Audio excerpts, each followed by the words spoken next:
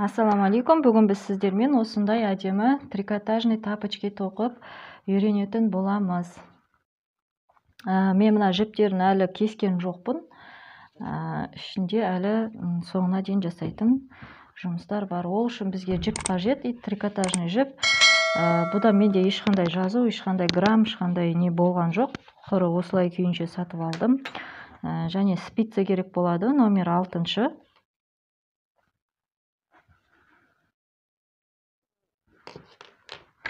Крючок номер 7-ші. Және қайшы керек. Енді біз ең бірінші табанын тоқып алуымыз керек. Бұл табан менде 37-38-ші размер. Жіпті мен біраз осылай қатты тартып созып аламын. Ал кеттік, бисмиллах. Ең бірінші бізге крючогымызға 20 петля теріп алу керек. Осылай кольцо жасаймыз. Крючокты кіргіземіз, жіпті тартып шығарамыз. Тартамыз.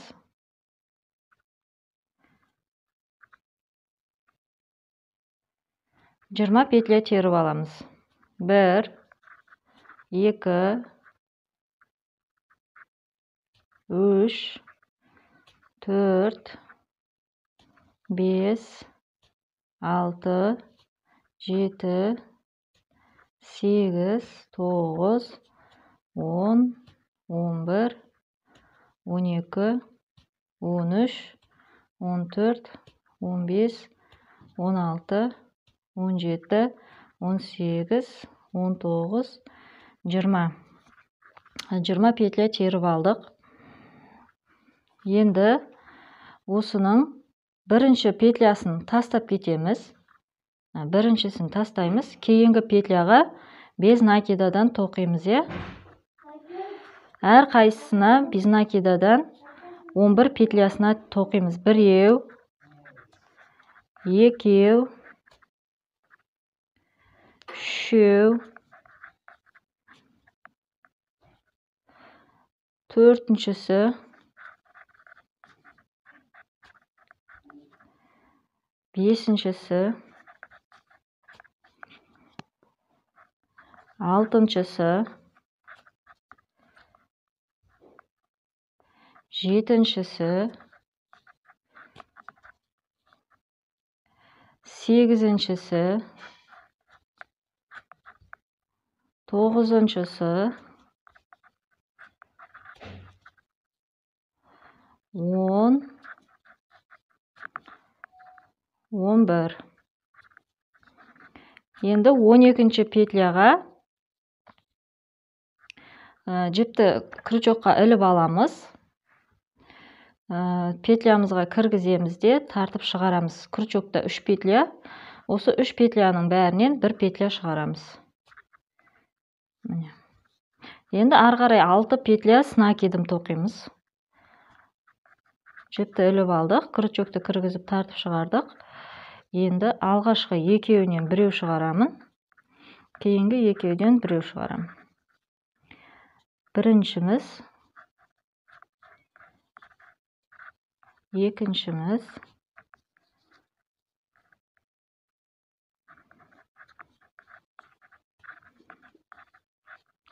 үшіншіміз,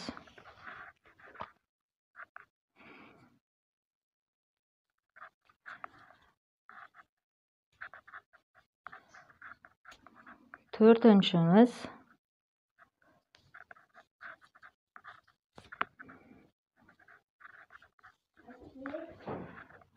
бесіншіміз, алтыншы. 6 петля с накидым тоқыдық. Енді соңғы петляға, мына тұрған соңғы петляға 5 петля с накидым тоқимыз. Біріншісі,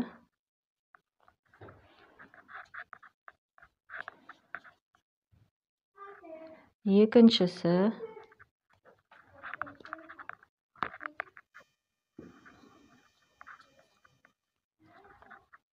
екіншісі, тура осы жерге үшіншісі, тура осы жерге төртіншісі,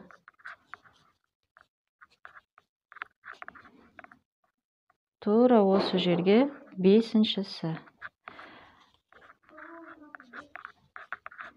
Мінекей, бір петляға 5 петля с накидом тоқыдық. Енді ары қарай каждый петляға біреу-біреуден 6 петля с накидом тоқимыз. Бірінші қатардағыдай.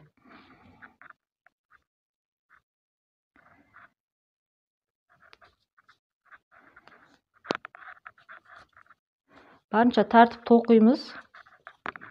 Біреу,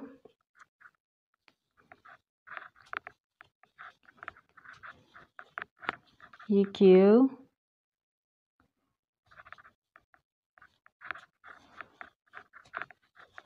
үшеу,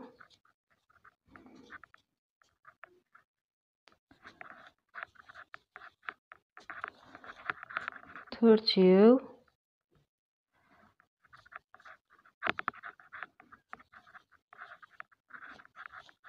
бесеу, алтыншысы. Енді жетіншісін полустолбик жасаймыз. Күрчөкті іліп аламыз, петлямызға кіргіземіз, жіпті тартып шығамыз. Үшеуден барлығынан бір петля шығарамыз. Енді ары қарай бәрін 11 петля без накида тоқимыз. Біреу, екеу, үшеу, төртеу,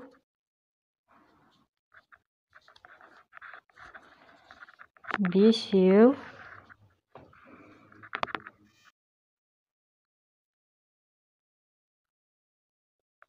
алтау, жетеу,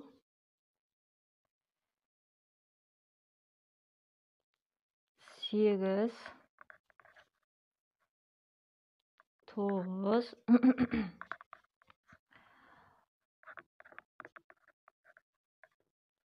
10,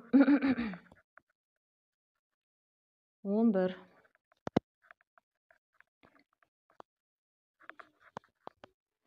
Енді тура осы петляға тағы да бір петля қосып тоқимын. Және кішкене артқа тартыңқыраймындағы осы тұрған мына жерге күрчөкті кіргізіп,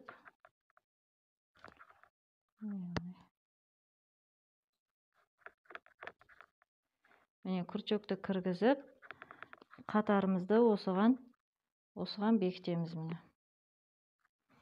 Бірінші қатарымыз дайын болды. Енді 3 воздушный петля іліп аламыз. Біреу, екеу, үшеу. Ары қарай енді тек петля с накидом тоқимыз. Күрчөкті іліп аламыз.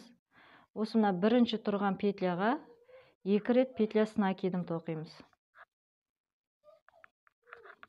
Біреу,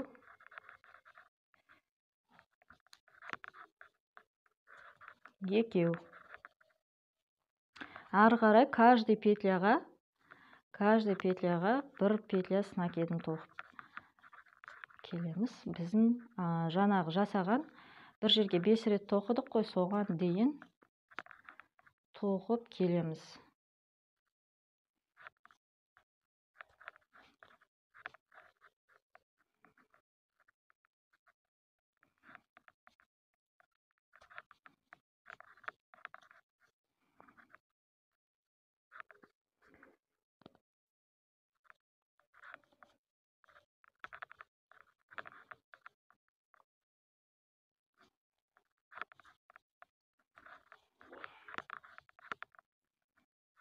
Міне мына жаққа дейін өзіміз тоқып келеміз. Міне менде мына жерде 5, біріншісі, екіншісі. Осыған дейін өзіміз тоқып келеміз. Міне тоқып келдік. Каждый петляға бір петля с накидімнен тоқып келдім, е. Енді мынау алғашқы жаңағы бір жерге 5 рет тоқыдық қой, соның ең бірінші петлясына 2 рет с накидім тоқимыз. Біреу, тура осы жерге екінші рет тоқимыз. Екеу. Кейінгісіне де тура солай, бір жерге 2 рет тоқимыз. Біреу, екеу. Енді мына үшіншісіне бір жерден 3 рет тоқимыз. Осы бір петляға 3 петля с накидім тоқимыз. Біреу, екеу, үшеу. Енді келесісіне 2 рет тоқимыз. 4-ші петлясына. Біреу,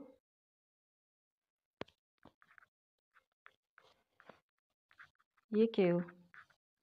5-шісіне де 2 тоқимыз. Біреу, екеу. Міне. Енді ары қарай каждый петляға бір петля с накидім тоқимыз. Міне. Каждый петляға біреуден тоқып, мына аяғына дейін келеміз. Мына алғашқы қосқан петляларға дейін келеміз. Міне тоқып келдім, соңғы 3 петляғына дейін. Енді осы бір жерден 2 рет тоқылғанның алғашқы петлясына, міне алғашқы петлясына 1 рет қана тоқимын. Одан кейінгісіне 2 рет тоқимын. Міне. Одан кейінгі петляға 2 рет тоқимын. Біреу, тура осы жерге, міне, екінші рет. Енді мына соңғы біреуге 1 рет қана тоқимын.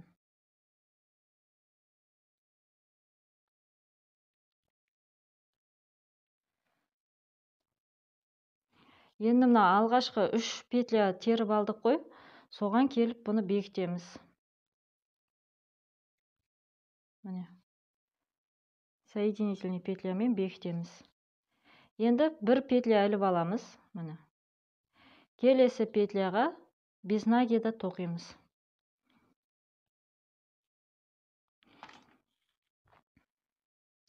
Ары қарай каждый петляға 1 рет осылай тек қана іліп алмаймыз. Тек қана крючокты кіргізіп жіпті тартып шығарамыз. Екеуден біреу шығарамыз. Осылай мынау алғашқы, мына жақтағы қосылған петляларға дейін, мынаған дейін тоқып келеміз. Міне мен тоқып келдім.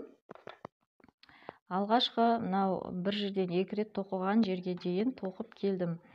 Енді осыдан бастап біз бірінші осының алғашқы петлясына 1 рет қана без накида тоқимыз. Міне жіпті кіргіздік, крючокты кіргіздік, жіпті тартып шығарып, екеуден біреу шығардық. Кейінгісіне 2 рет тоқимыз. Міне. Біреу, тура осы жерге, екіншісі. Одан кейінгісіне біреу. То есть кезектестіреміз. Біреуіне біреу, кейінгісіне екеу. Біреуіне біреу, одан кейінгісіне екеу. Мына жерде мен уже 2 рет тоқимын. Одан кейінгіге біреу. Одан кейінгіге екеу.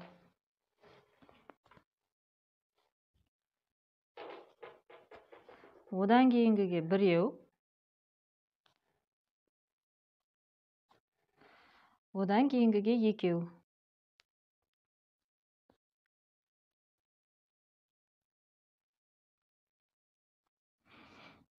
Ендігіде біреу.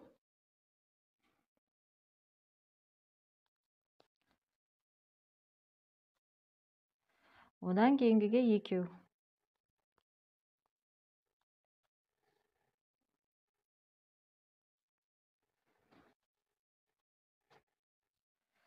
Одан кейінгіге 1.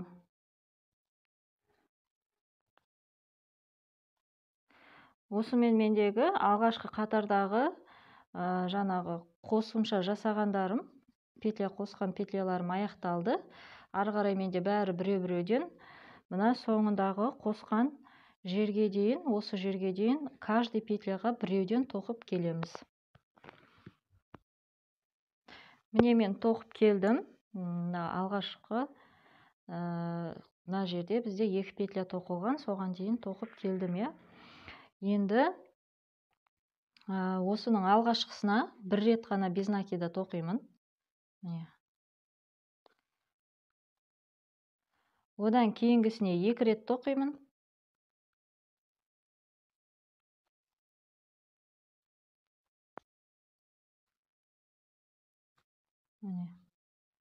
Одан кейінгісіне 1 рет тоқимын. Және мына жерге де 1 рет тоқимын. Кейінгісіне.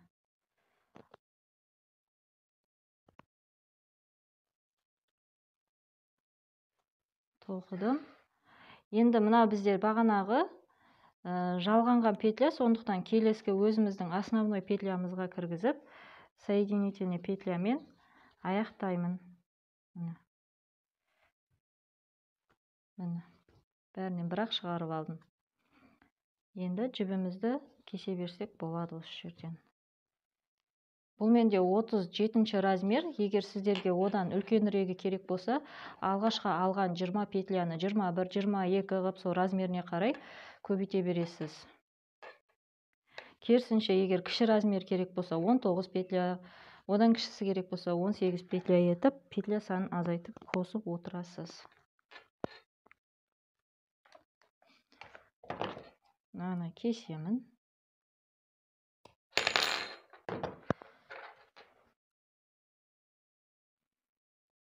Шығарып тартамызды.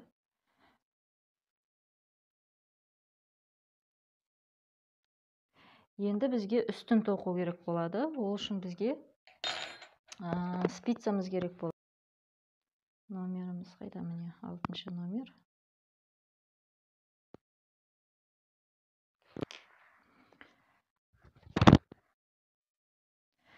Ең алдымен спицамызға біз 20 петля теріп аламыз. Менде міне спица, сол қолымда жіпті осылай ұстадымда, жібіміздің артынан, мына саусағымыздың астынан, мына саусағымыздың үстінен кіргізіп тартып аламыз. 2 петля менде сразу дайын болды. Осыны осы жерге байлап бекітіп қоям.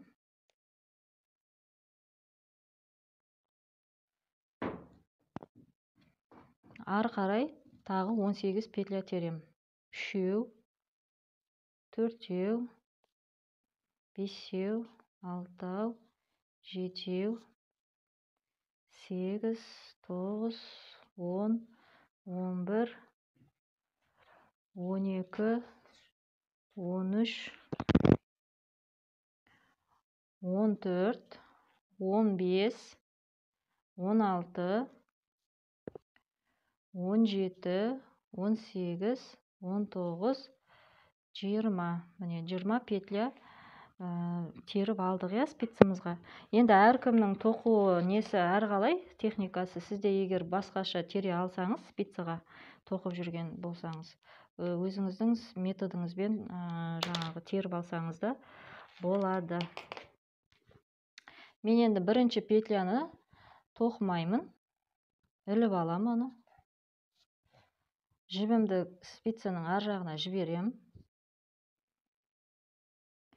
Енді әр қайсысына 1 петлядан тоқимыз.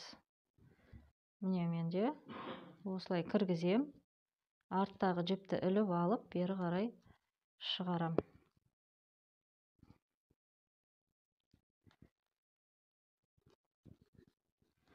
Осылай 20 петляны да тоқимыз.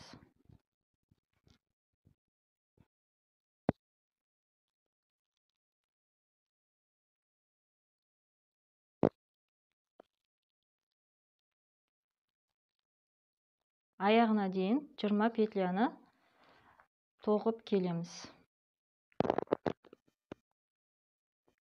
Міне мен бірінші қатарымызды аяқтадым. Енді екінші қатарды тоқимыз. Бірінші петляны тоқмаймыз, іліп аламыз. Жібімді спицаның ар жағына жіберемін.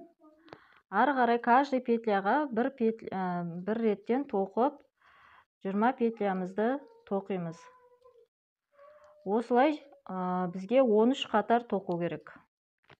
20 петлядан 13 қатар тоқып, сосын өзіміз жаңағы нетемізде ары қарай қысқартуды бастаймыз. Міне осылай ары қарай 13 қатар өзіміз тоқимыз. Бұлай қарай 20 петлядан осы. Міне мен 13 қатар тоқып алдым. Енді 14-ші қатарда біз қысқартамыз. Бір петляны іліп аламын, ештеңке тоқмаймын бұған. Жібімді ары қарай өткізем. Енді осы 2 петляны айналдырып аламын. Бұлай қарай міне.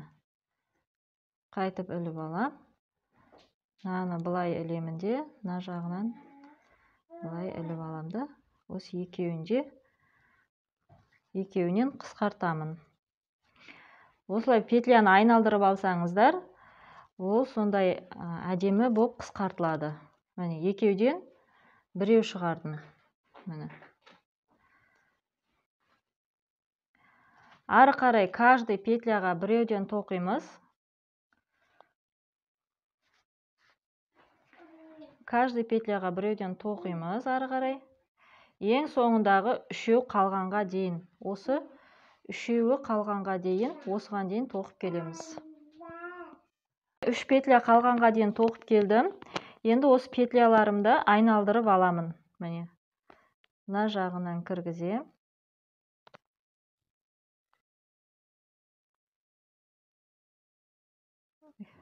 Міне осылай айналдырып аламыз. Және осы екеуін қайтадан спицамызға іліп алам. Енді осы екеуден біреу шығарам. Соңғы петляны кәдімгідей тоқимын. Міне, осыдан бізде 18 петля қалды енді, 1, 2, 3, 4, 5, 6, 7, 8, 9, 10, 11, 12, 13, 14, 15, 16, 17, 18 петля. Осы 18 петлямен 24-ші қатарға дейін тоқимыз. Яғни бізде қазір 14 қатар, тағы 13-14 қатар тоқимыз. Осы 18 петлямен тағы да тоқимыз. Толығымен бізде 25 қатар болу керек. 26-ші қатарда біз қайтадан қысқартып бастаймыз. Міне мен 25 қатар тоқып келдім. Енді біз 26-ші қатардан бастап қысқартуды бастаймыз. Яғни міне бір петляны іліп аламын. Тоқымаймын, как всегда. Тағы да жаңағыдай. Екі петляны айналдырып алам. Екіншісінде айналдырып алам. Қайтадан осы спицаға іліп алам екеуін. Екеуінен бір петляны шығарып алам.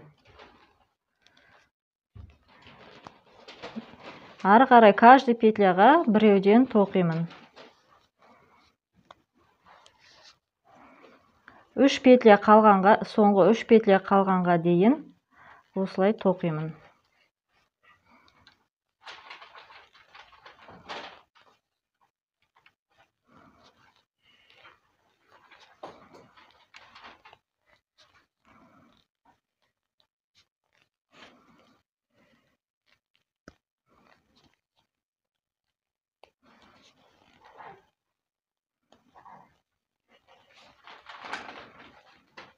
Міне соңғы 3 петля қалды.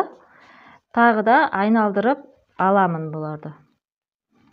Іліп алам. Мына жағынан ілем. Іліп алам. шығып кетті тағы да. Міне осылай айналдырып алдым. Енді осы екеуден біреу шығарам. Бізде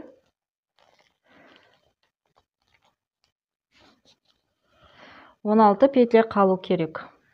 1, 2, 3, 4, 5, 6, 7, 8, 9, 10, 11, 12, 13, 14, 15, 16 петля. Енді келесі рядта тағы да 2 петля қысқартамыз. Бірінші петляны іліп алам.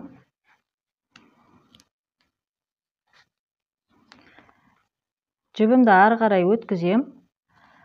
Петляларымды айналдырам. 2 петляны айналдырып алам. Екіншісінде айналдырам. Енді осыны қайттан іліп. Енді екеуден біреу шығарам.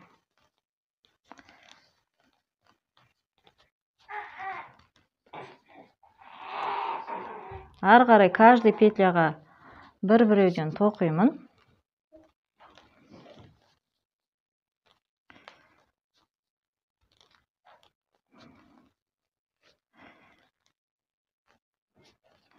Біздің спицамызда 8 петля қалғанға дейін осылай тоқимын.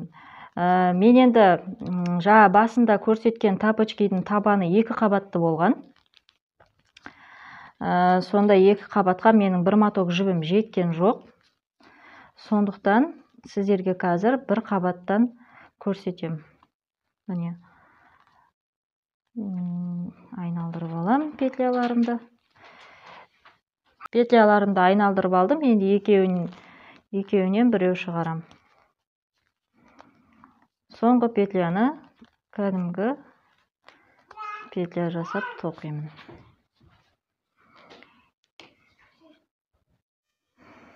Тағы да бірінші петляны іліп алам.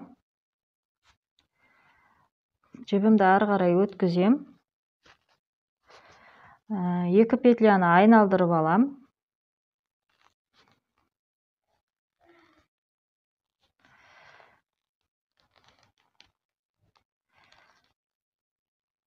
Енді осы екеуінен біреу шығарам.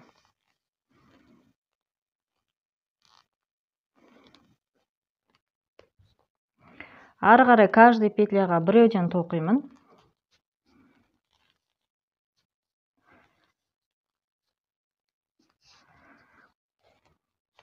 Үш петля қалғанға дейін. Сіздер енді 10-шы размер спицамен тоқсаңыздар да болады. Бірақ, соответственно, петля санын ол кезде азайтасыз, 16 петля қылып алсаңыз болады, егер 10-шы спицамен тоқып атсаңыз. Міне 3 петля қалды. Осыны айналдырып алам. Екіншісінде айналдырып алам.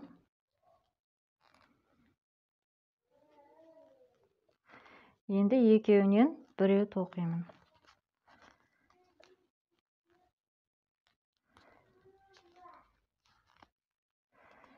Мен соңғысын кәдімгідей тоқимын.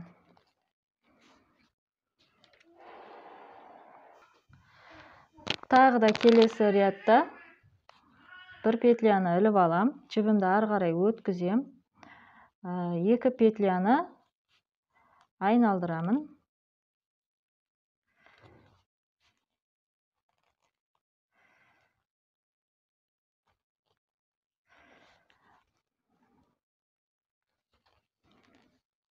Екеуінен біреу шығарам.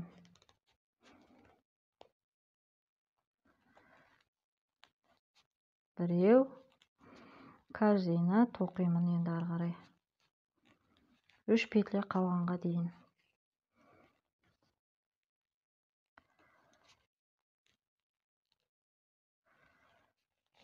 Міне менде 3 петля қалды. Айналдырып аламын. Біріншісін айналдырдым. Екіншісін айналдырам. Енді екеуінен бір петля шығарам. Ең соңғысын тоқимын. Енді біреу, екеу, үшеу, төртеу, бесеу, алтау, жетеу, 8, 9, 10. Енді бір қатар қысқартсақ, сонымен тапочкемізді бекітетін боламыз үстін. Бірінші петляны іліп алам, кейінгі петляны айналдырам. Одан кейінгісінде айналдырып алам. Енді осы екеуінен біреу шығарам. Барынша тартып тоққандарыңыз дұрыс. Енді бұл тапочкидің размері сіздің жібіңіздің қалыңдығына, спица крючоктарыңыздың қалыңдығына, өзіңіздің тоқылуыңызға, бос тоқисыз ба, қатты тоқисыз ба, соған байланысты болады.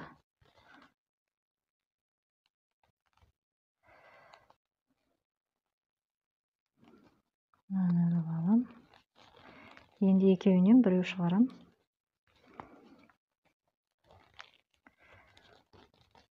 Болды. Міне бізде 8 петля қалды. Енді біз бекітеміз аузын.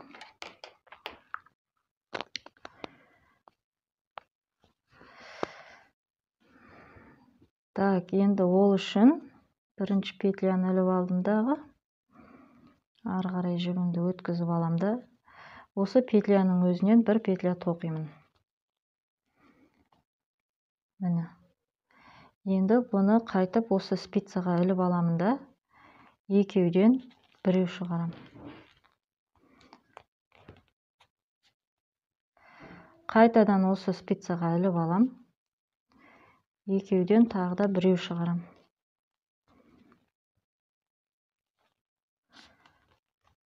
Қайтадан осы спицаға іліп алам. Екеуден біреу шығарам.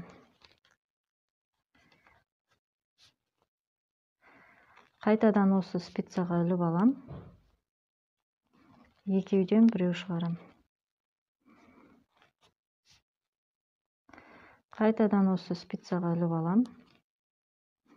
Екеуден біреу шығарам. Қайтадан осы спицаға іліп алам.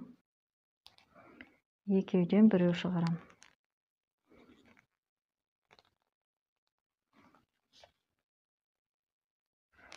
Қайтадан ілем.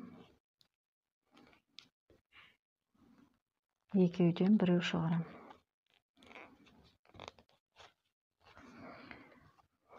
Соңғысы. Енді осы жерде крючок болса, крючокпен іліп шығарсаңыз да болады. Или осылай спицамен іліп ала салысты. Қайшымен кесеміз.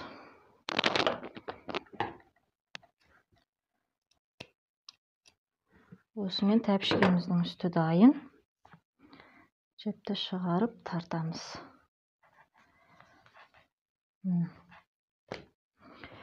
Енді тәпішкеміздің үсті дайын. Бізге енді спица керегі жоқ. Тәпішкеміздің үсті дайын. Табаны дайын. Енді осы табанға осы үстін біріктіреміз. Достар, мен деген жібім менің екі табанға, яғни екі парға, менде 4 табанға және екі үстін тоқығанға жетті. Мен енді екі табанмен тоқитын болдым. Енді осы табандарды бір-біріне теріс қаратып қоямыз. Міне теріс бетімен теріс бетін беттестіріп қоямыз міне. Астында да үстінде де оң беті тұрады. Енді осыдағы мына ең үстінде мынау 3 петля бірге тоқыдық, одан кейін үстінде 2 петляны бір жерге 2 петля тоққан жеріміз бар. Осымен астындағыдан да тура сол 2 петля тоқылған жерді тауып аламыз міне. Осыға кіргіземіз. Және сізде маркер болса, маркермен бекітіп қойсаңыз болады. Мен осылай жіпті өткізіп қоямын. Енді өкше жақтан тура ортасын табамыз. Менде мынау үстінде 8 петля, міне. Үстіндегі 8 петля. 1, 2, 3, 4, 5, 6, 7, 8 петля. Оның жанында менде 1 2 3 4 5 6 7 8 9 10 11 12 13 14 15 петля. Яғни мен осы ортадан 8 петляны тауып алам. Мына менде 1, 2, 3, 4. Міне. Мына жерден қараңыз енді 1, 2, 3, 4, 5, 6, 7, 8. Мына менде жоқ, бұл қисық болып қалады екен. Кішкене 1 петля төмен түсем. Мынадан аламын, значит. 1, 2, 3, 4, 5, 6, 7, 8 петля. Осылай дұрыс екен. Осылай 8 петляны да екінші ұшымен белгілеп қоям. Енді осы 8 петлядан ары қарай мен 15 петляны үстін тоқу үшін 15 петляны тауып алам. 1, 2, 3, 4, 5, 6, 7, 8, 9, 10, 11, 12, 13, 14, 15. Мен осы жерден бастап қазір үстін тоқитын болам. Ал мына жерге дейін біз өкшесін қалай дейді, екі табанды біріктіріп, өкшеден бастап келу керекпіз. Мен қазір біріктіргенде осындай түсті жіппен біріктіремін. Сондықтан осы жіппен белгілеп қоя тұрамын. Енді ортасын табу үшін астындағыдан да 15 петляны тауып алам. 1, 2, 3, 4, 5, 6, 7, 8, 9, 10, 11, 12, 13, 14, 15. 15 петля.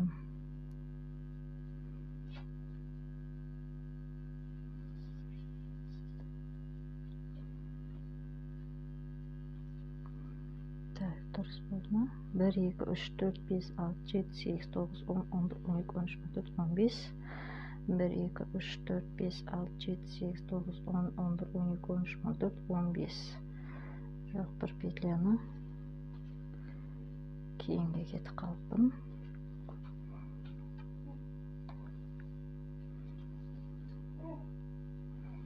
Bir, 2, 3, 4, 5, 6, 7, 8, 9, 10, 11, 12, 13, 14, 15. 1, 2,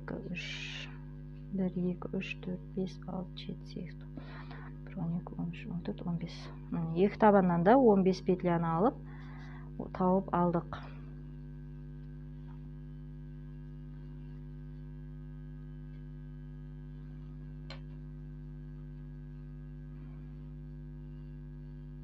Енді өкшеден ортасын тауып аламыз, ол үшін қалай?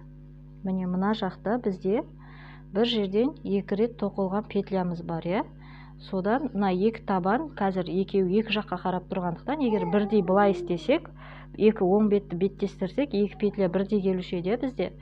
Ал бізде екеуі қазір бір-біріне теріс қарап тұрғаннан кейін, енді бізде терісінше есептейміз. Міне мұнда бізде екі петля бірге тоқылған, соның мына жағынан ортаға қарай бірінші екі петлядан кейінгі петляға кіргіземін. Ал мына жақтан екі петля, мына жерде екеуі тоқылған, содан кейінгі петляға кіргіземін.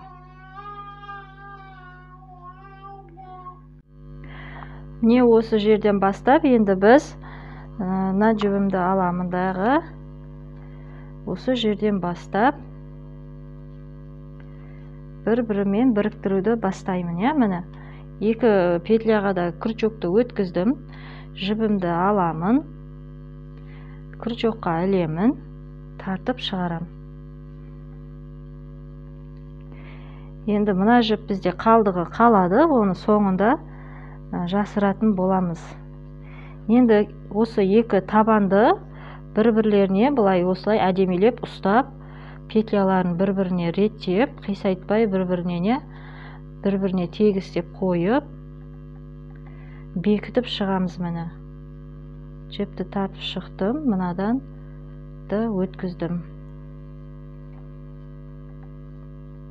Келесі петляға кіргізем, және оның астындағы табандағы да келесі петлясына кіргізем. Жіпті тартып шығарамын.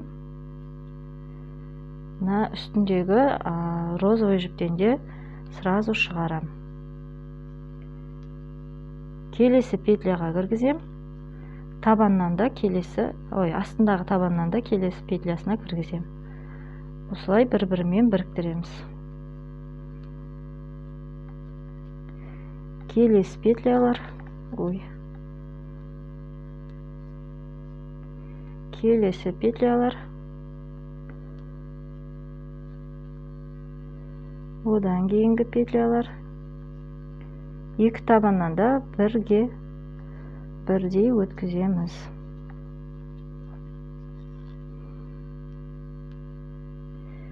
Келесі петлялар, менде мына жерде жалғанған жер бар екен. Мен енді оны барынша мына екі табанның ортасына қарай қалдыруға стараюсь.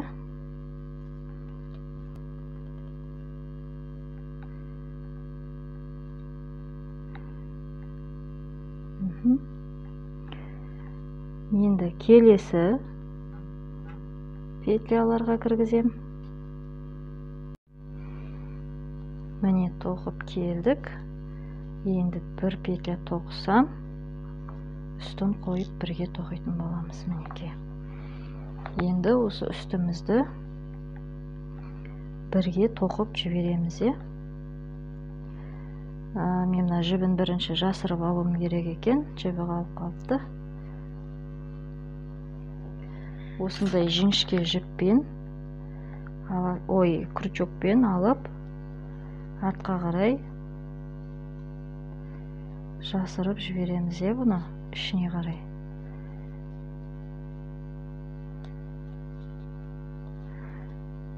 Бұдан егер қалыңырақ крючок болса, сондай қалыңырағымен де жасырсаңыз болады. Менде дәл қазір қасымда тұрған осы крючок екен. Жіпті тоқып жатқан кезде барынша созып қойыңыздар, сонда ол жіңішкереді. Енді осылай кері қарай обязательно қайтамын мен, сонда тез шығып кетпейді бұл.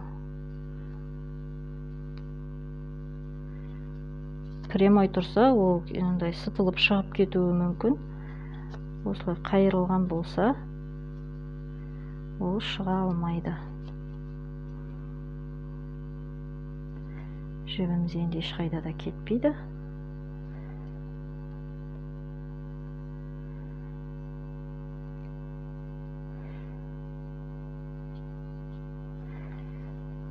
Артығын кесіп тастаймыз.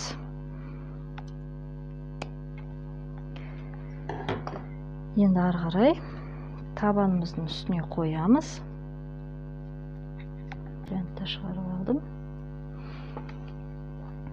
Енді крючогымызға жібімізді ілеміз. Үстіміздегі бірінші петляға кіргіземіз.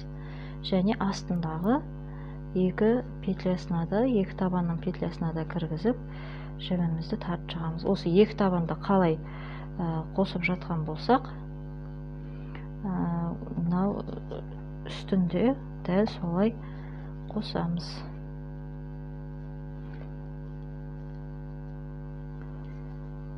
Тек осыған дейін біз екі табанды ғана қосып келген болсақ, енді үшіншісінде қосып тоқимыз. Енді осылай каждый петлясына тоқып шығамыз. Үш петляны бір-біріне қатар-қатар қойсаңыздар, ол әдемі шығады. Біреуі ортада, біреуі алда, біреуі артта қалып кетпей, үшеуінде бір қатарда тұрып тоқимыз.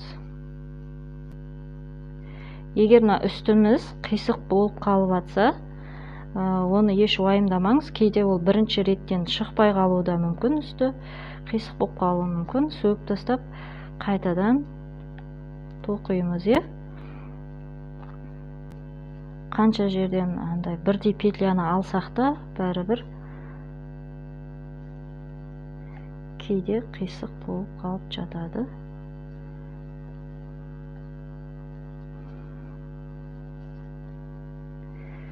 Мынаны бір-біріне қатарлап қоямыз, үстіне. келесі петляларымыз. Жібімізді тартып қоямыз. Ол өзімізге эконом әрі жіңішкерек жіппен тоқығанға да өзімізге ыңғайлы.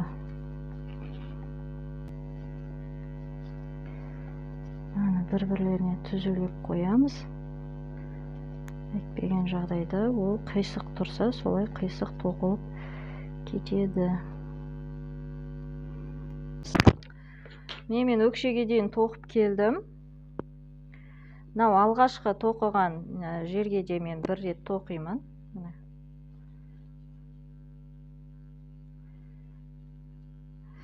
Және қазір мен былай түссем, бұл кішкене қисық болғалы тұр, сондықтан келесі петляға да тағы да бір рет тоқып жіберем, что түзу төменге қарай түсу үшін. Міне, енді келесі петляға төменге қарай түсемін енді. Петлямызды былай қарай тартып қоямыз. Енді осылай түсемін астына. Бір петля с накидом тоқығанымыз бар еді ғой. Соғын петля с накидын до конца түсеміз. Және мына бір жерден 5 рет тоқыған жеріміз бар. Сол жерге түсеміз.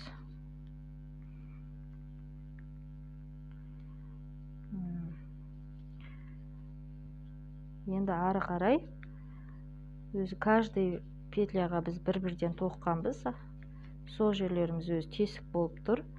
Сол тесіктерді жабу үшін, мына екі табан бір-біріне плотно қимылдамай, жылжымай тұру үшін осылай тоқып шығамыз. Өзіміздің қолымыз сыйғанға дейін тоқимын мен. Енді сіздер егер қай жерге дейін керек дейсіз, сол жерге дейін тоқсаңыз да болады. Енді тағы да айтып кететін жағдай, сіздер бұл екі табанды бірінші біріктіріп алып, мынаны до конца мына жаққа дейін тоқып алсаңыздар да болады. Егер жоқ, бірге тоқимын үстімен бірге десеңіз, осылай тоқсаңыз да болады. Осылай бірге тоқыған кішкене жіпке экономны болғандықтан мен осылай тоқыдым. Міне, енді ары қарай менің қолым сыймайды. Енді мына петлямызды табанымыздың асты жағынан тартып шығарып аламыз. Мінекей, крючокты кіргіздім. Жіпті крючокқа ілемін де мына жақтан шығарам. Енді мына жіпті осыған іліп,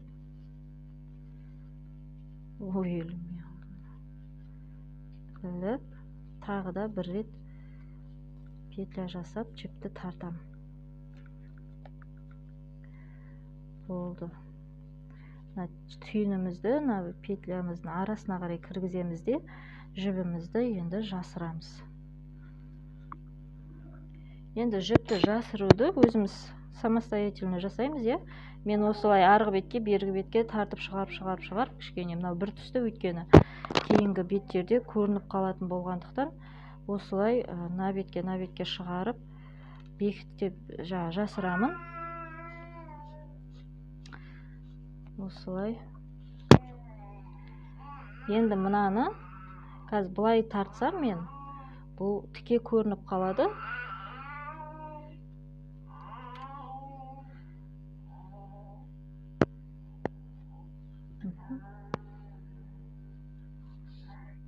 Осылай тартып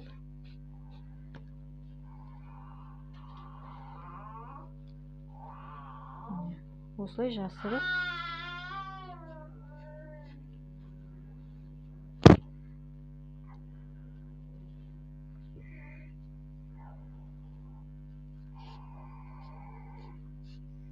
болды. Бұл жібіміз енді ешқайда кетпейді деп ойлаймын. Енді мына жанындағы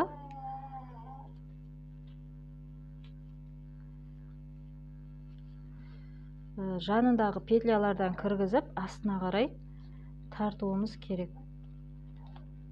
Екі, бетіне шығып кетпеу керек.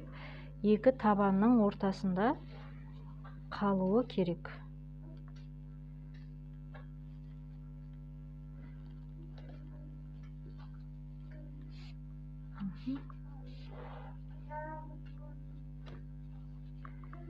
Болды, енді осымен жібімізді кесеміз.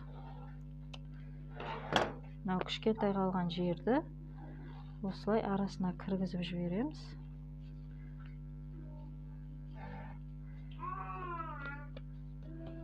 Менің қызым да менімен жарысып сөйлеп жатыр. Мынаны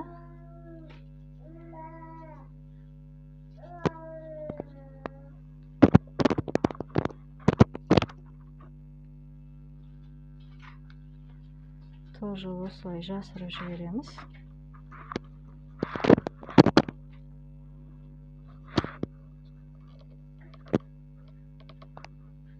Так.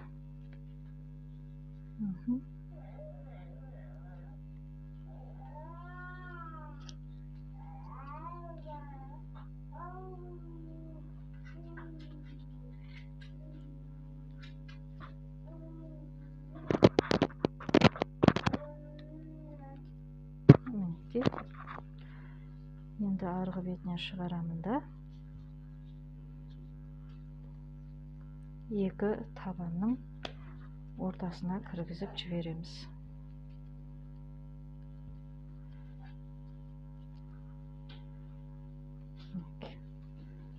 Болды.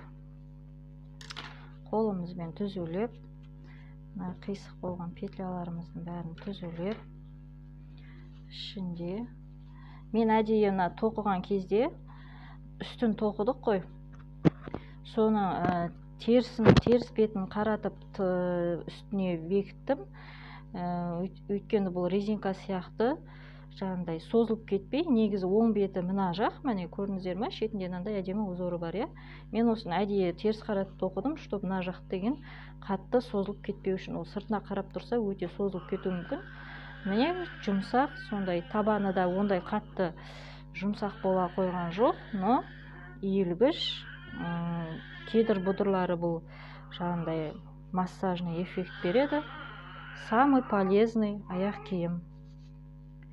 Міне қарап көрсеңіздер, міне тар болып қалады деп қорықпайсыздар.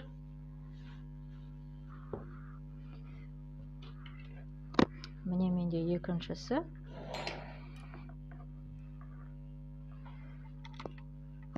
Камераға дұрыстап көрсетіледі ме екен? Осындай әдемі тапочки шықты бізде. Негізінде барынша петляларды бірдей, ұзындықтарын бірдей қылып алсаңыздар, ол әдемі болып шығады. Және бір жерде қатты қылып тартып қоймай, бір жерде бос қылып қоймай, бір келкі средний немен тоқсаңыздар, қалай дейді, қаттылықпен, сонда ол әдемі болып шығады. Видео ұнаған болса, каналыма тіркеліп, лайк басуды ұмытпаңыздар. Баршаңызға сәттілік, сау болыңыздар.